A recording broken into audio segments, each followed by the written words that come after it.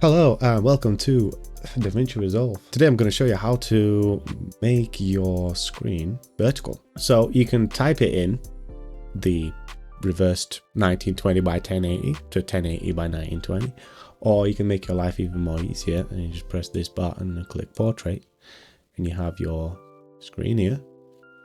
And if you want to make this even bigger, you press this button right here. This works with DaVince Resolve 20. I believe it's in 19 as well, so you can have more space to work with, just like so. And you just add your clips, whatever you want,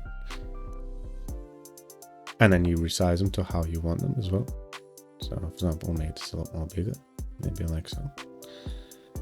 It depends. You can zoom out by just scrolling.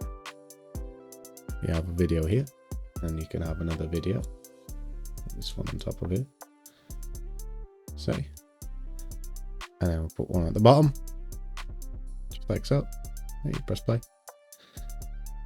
Now we have a video. There's a button here, press to fit, it goes back to normal. Pretty simple. Practice and enjoy. Bye bye.